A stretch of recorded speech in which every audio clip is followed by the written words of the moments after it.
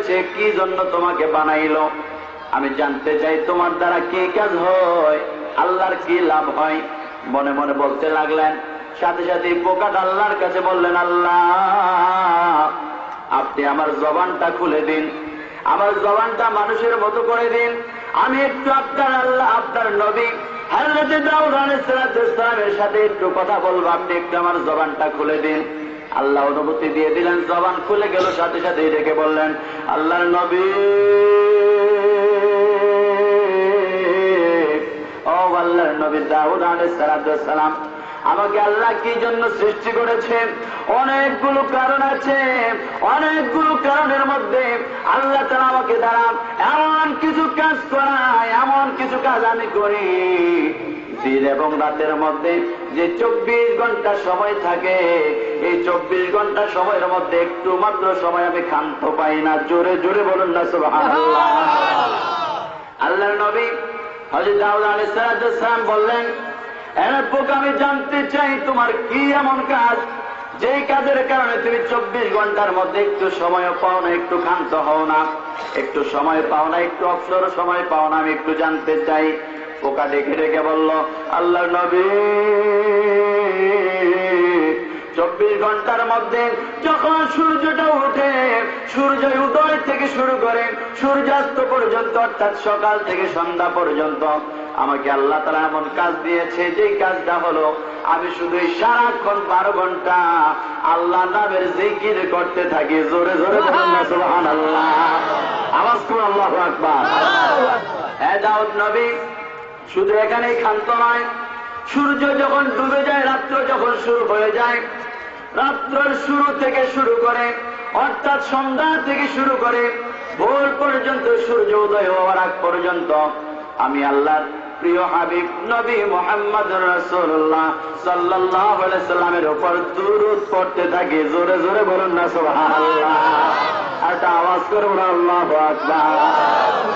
ওরে দুরূদ পড়ো, মিলাদ পড়ো, দুরূদ পড়ো, মিলাদ পড়ো, গাও নবীজির শান, তোমরা গাও নবীজির শান। বড়ই ভাগ্যবান আমরা, বড়ই ভাগ্যবান, বড়ই ভাগ্যবান আমরা, বড়ই ভাগ্যবান। একটু বলতে পারবেন না? একটু বলেন না, একটু বলতে পারবেন না?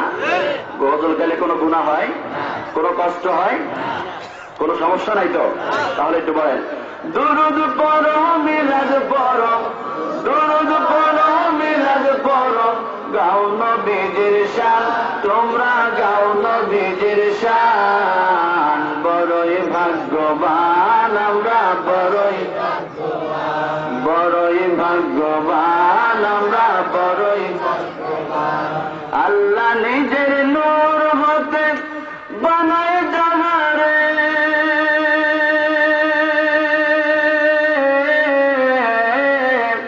তাহার মত করলো আল্লাহ আমরা সবাই রে, আমরা সবাই রে। শেষ নাই শুকুর করলে জীবন ভর, শেষ নাই শুকুর করলে জীবন ভর। বড়ই ইহসান, বড়ই ভাগ্যবান আমরা, বড়ই ভাগ্যবান, বড়ই ভাগ্যবান আমরা। দুরূদ পড়ো, মিলাদ পড়ো, দুরূদ পড়ো, মিলাদ পড়ো, গাও নবীজির শান, তোমরা গাও নবীজির শান। বড়ই ভাগ্যবান আমরা, বড়ই ভাগ্যবান, বড়ই ভাগ্যবান আমরা, বড়ই ভাগ্যবান। যার প্রেমেতে বানায় আল্লাহ জমিন ও আসমান,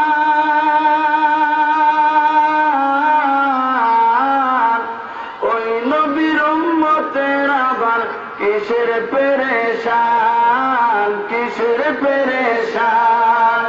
পেয়েছি ঈমান আমরা সুন্নি মুসলমান, পেয়েছি ঈমান আমরা সুন্নি মুসলমান।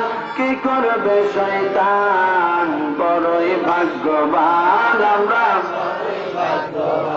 বড়ই ভাগ্যবান আমরা। দুরূদ পড়ো, মিলাদ পড়ো,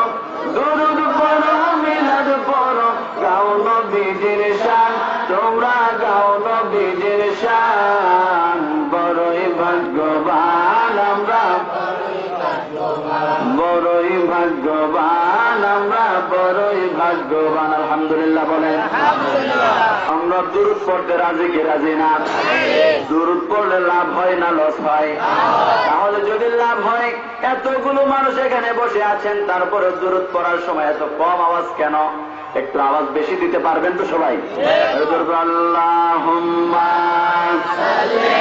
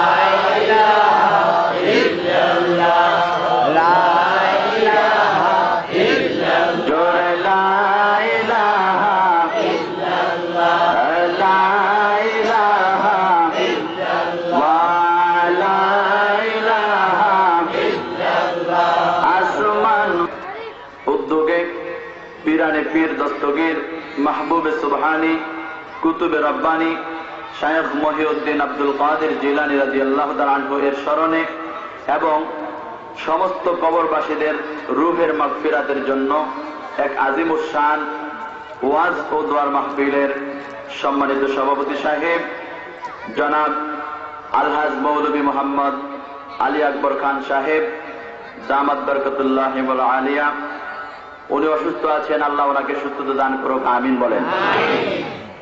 অধ্যক্ষ মাহফিলের সহ সভাপতি জনাব আলহাজ আহমদ হোসেন মাস্টার সাহেব, এছাড়াও অধ্যক্ষ মাহফিলের প্রধান বক্তা আন্তর্জাতিক খ্যাতিসম্পন্ন মুফাসসির কোরআন, সুমধুর কণ্ঠস্বর, বাতিলের আতঙ্ক, আশিকে রাসূল, মাশুকে ইলাহি হযরতুল আল্লামা আলহাজ মাওলানা সাইফুল আজিজ সুন্নি আল কাদেরী সাহেব, খতিব ইস্পাহানী কেন্দ্রীয় জামে মসজিদ বন্দর নারায়ণগঞ্জ। অধ্যক্ষের মাহফিলে আরো আলোচনা করবেন বিশেষ বক্তা সুন্নি জামাতের অন্যতম প্রহরী, সুমধুর কণ্ঠস্বর, মিষ্টভাষী জনাব আলহাজ হযরত মাওলানা হাফিজ মোহাম্মদ ইসমাইল হোসেন সিরাজি সাহেব, ইমাম ও খতিব বালুচর কেন্দ্রীয় জামে মসজিদ। অধ্যক্ষের মাহফিলে আরো তাশরিফ এনেছেন আপনাদের সুপরিচিত আশিকে রাসূল জনাব হযরত মাওলানা এস এম আব্দুল্লাহ আল মামুন আল ওয়াইসি সাহেব, ধর্মীয় শিক্ষক, সরকারি উচ্চ বিদ্যালয় মতলব উত্তর চাঁদপুর। অধ্যক্ষের মাহফিলে আরো উপস্থিত হয়েছেন সুমধুর কণ্ঠস্বর তরুণ বক্তা হযরত মাওলানা মোহাম্মদ ইকবাল হোসেন সাহেব নোয়াখালী। অধ্যক্ষের মাহফিলে আরো আছেন জনাব হযরত মাওলানা হাফিজ মোহাম্মদ লুৎফর রহমান সাহেব, ইমাম ও খতিব দক্ষিণ রামপুর কেন্দ্রীয় জামে মসজিদ। এছাড়াও মঞ্চে উপবিষ্ট বহু আলেমী দ্বীন, বহু জ্ঞানী গুণীজন, আমার সামনে উপবিষ্ট আমার বাবার বয়সী, বড় ভাইয়ের বয়সী, বন্ধুর বয়সী, বিভিন্ন বয়সের বহু জ্ঞানী গুণীজন, কচি কচি মাসুম বাচ্চারা, মাইকের আওয়াজ যতটুকু যাচ্ছে, যারা পর্দার অন্তরালে বসে আছেন জায়নামাজ বিছাইয়া, আমার সরলা অবলা মা ও বোনেরা, সকলের প্রতি অন্তরের অন্তঃস্থল থেকে মোবারকবাদ ও সালাম জ্ঞাপন করছি। আসসালামু আলাইকুম ওয়া রাহমাতুল্লাহি ওয়া বারাকাতুহু। আল্লাহ পাকের দরবারে হাজার কোটি শুকরিয়া, লাখো কোটি শুকরিয়া যে আল্লাহ তাআলা আমাদেরকে দীর্ঘ একটি বছর পর, দীর্ঘদিন পর এই দক্ষিণ রামপুর কেন্দ্রীয় জামে মসজিদের মাঠ প্রাঙ্গণে হাজার হাজার মানুষদের থেকে যাচাই বাছাই করে আমাদের এই সামান্য কিছু সংখ্যক লোককে আল্লাহ বড় ভালোবেসে, বড় আদর করে তার দয়ার সাগরে ভাসিয়ে ভাসিয়ে তারই মনোনীত জায়গা এই বেহেশতের বাগানে আসার জন্য এবং বসার জন্য সুযোগ করে দিলেন, সুব্যবস্থা করে দিলেন। এই জন্য আওয়াজ করে, মনকে খুলে দিয়ে, প্রাণকে উজাড় করে দিয়ে, ঈমানের বলে বলিয়ান হয়ে, ঈমানের তেজে তেজিয়ান হয়ে সকলে চিৎকার মেরে একবার বলে আলহামদুলিল্লাহ। অসংখ্য দুরূদ ও সালাম ওই নবীর উপর যে নবীকে সৃষ্টি না করলে আল্লাহ তাআলা আকাশ, জমিন, পাহাড়, পর্বত, তরুলতা, গাছপালা, আমি আপনি, জান্নাত, জাহান্নাম, লৌহ কলম, লা মাকান, লা মাকাম, সিদরাতুল মুনতাহা থেকে শুরু করে তাহতা সারা পর্যন্ত কোনো কিছুই সৃষ্টি করতেন না, কোনো কিছুই বানাইতেন না। সেই নবীর উপর অসংখ্য দরুদ ও সালাম। সকলে একবার বলেন ইয়া রাসূলুল্লাহ, আর একবার বলি ইয়া হাবিবাল্লাহ, আর একবার বলি ইয়া শাফিউল মুজনিবিন, আর একবার মন খুলে বলি ইয়া রাহমাতাল লিল আলামিন। আজকে আমরা মাহফিলে আসতে পেরেছি এজন্য খুশি না বেজার? একটু আওয়াজ করে বলতে হবে খুশি না বেজার? আমাদেরকে এখানে আসার জন্য তৌফিক দিয়েছেন কে? আল্লাহর নাম আর একটু উচ্চ আওয়াজে বলতে হবে, পারবেন তো সবাই? আমাদেরকে এখানে আসার জন্য তৌফিক দিয়েছেন কে? আমার সাথে বলুন আল্লাহ, আর একবার উচ্চ আওয়াজ আল্লাহ, আল্লাহু আকবার। আল্লাহ খুশি হয়েছে না বেজার হয়েছে? আলহামদুলিল্লাহ বলেন। যারা এখনো আসতে পারে নাই, অযথা সময়গুলো নষ্ট করতেছে, বিভিন্ন জায়গায় দোকানে দোকানে বসে বসে আড্ডা দিচ্ছে, চায়ের দোকানে আড্ডা দিচ্ছে, বাড়িতে ঘোরাফেরা করতেছে, কাজ ছাড়া অযথা সময়গুলো নষ্ট করতেছে, তাদেরকে সেখানে রেখে দিল কে? শয়তান। কে? একটু বলেন না কে? আওয়াজ করে বলেন না কে রেখে দিয়েছে? কোন সন্দেহ আছে? বিন্দুমাত্র সন্দেহ আছে? কারণ শয়তান আল্লাহর কাছে ওয়াদা করেছিল, আল্লাহ তাদেরকে আমি আটকায় রাখবো। আল্লাহ পবিত্র কোরআন মাজিদে বলছেন, যখন আল্লাহ আদম আলাইহিস সালামকে বললেন সিজদা করার জন্য, সকল ফেরেশতারা সিজদা করলো, ইল্লা ইবলিস, শুধু ইবলিস সিজদা করলো না। সিজদা না করার কারণে আল্লাহ বলল যে আবা ওয়াস্তাকবারা ওয়া কানা মিনাল কাফিরিন, তোমাকে কে এমন কিসে তোমাকে অহংকারী বানাইলো? কিসের অহংকারে তুমি সিজদা করলা না, যার কারণে তুমি কাফেরদের অন্তর্ভুক্ত হয়ে গেলা? তখন সে কিছুই বলল না। না বলার কারণে আল্লাহ যখন তাকে লানত দিয়ে দিলেন, আল্লাহ যখন তাকে কাফের বানিয়ে দিলেন, কাফের বানিয়ে দেওয়ার পর যখন তাকে লানত দিয়ে দিলেন, তাকে অভিশপ্ত করে দিলেন। অভিশপ্ত করে দেওয়ার পর আল্লাহকে ডেকে ডেকে বলল, ক্বালা আনজিরনি ইলা ইয়াউমি ইউবআসুন, প্রভু গো, পৃথিবীর এমন কোন জায়গা নাই যেই জায়গার মধ্যে আমি আপনার সিজদা দেই নাই, আপনার কুদরতি ভাবে সিজদা দেই নাই। এমন কোন জায়গা নাই যেই জায়গার মধ্যে আমি ইবলিস আপনার ইবাদত করে নাই। আল্লাহ আদম জাতিকে সিজদা না করার কারণে, নবীকে সম্মান না করার কারণে, নূরে মুহাম্মদকে সিজদা না করার কারণে আজকে আমার লক্ষ লক্ষ ইবাদত গুলো নষ্ট হয়ে গেল, বাতিল হয়ে গেল, লক্ষ লক্ষ সিজদা গুলো বরবাদ হয়ে গেল। আল্লাহ, আমি আপনার কাছে চাই যে আদম জাতির জন্য আমাকে অভিশপ্ত করে দিলেন, আমাকে লাঞ্ছিত করে দিলেন, আমাকে কাফেরদের অন্তর্ভুক্ত বানিয়ে দিলেন। আল্লাহ গো, ওই আদম জাতিদেরকে আমি জান্নাতে যাইতে দেব না, তাদেরকে আমি বাধা হয়ে বসে থাকবো, তাদেরকে আমি জাহান্নামী বানাইবো, আমার পথের অনুসারী করব। আল্লাহ গো, আপনি আমাকে অবকাশ দিয়ে দিন, কিয়ামত পর্যন্ত আমার হায়াতটাকে দীর্ঘ করে দিন। আল্লাহ বললেন, ক্বালা ফাইন্নাকা মিনাল মুনজারিন, আল্লাহ বললেন ঠিক আছে, তোকে কিয়ামত পর্যন্ত অবকাশ দিয়ে দিলাম, হায়াতটাকে বাড়িয়ে দিলাম।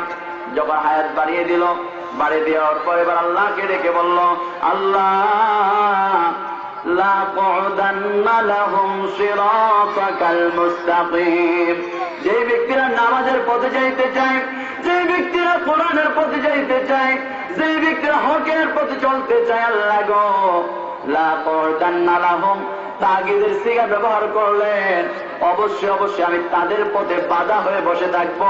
তারা যাতে নামাজে যাইতে না পারে, তারা যাতে কোরআনের মাহফিলে না যাইতে পারে, আল্লাহ গো, আমি আপনার কাছে ওয়াদা করতেছি অবশ্যই অবশ্যই তাদের পথে বাধা হয়ে থাকবো। আমার আল্লাহ দেখে বললেন, লাআন্না জাহান্নামা মিনকা ওয়া মিম্মান তাবিআকা মিনহুম আজমাইন। আবার আল্লাহ তাগিদের সিগা ব্যবহার করলেন। আল্লাহ বললেন, লাআন্না জাহান্নামা, অবশ্যই অবশ্যই আমি জাহান্নাম থেকে পরিপূর্ণ করে দিব, মিনকা তুমি শয়তান দিয়ে, ওয়া মিম্মান তাবিআকা, এবং তোমার অনুসারী যারা করবে, যারা তোমার অনুসারী হবে, ওই ব্যক্তিদেরকে দ্বারা আমি জাহান্নামটা ভরপুর করে দিব। জোরে বলুন নাউযুবিল্লাহ, আওয়াজ করে বলুন নাউযুবিল্লাহ। আল্লাহর কাছে ওয়াদা করার পর আল্লাহ ডেকে ডেকে বললেন, অনেক লম্বা আলোচনা।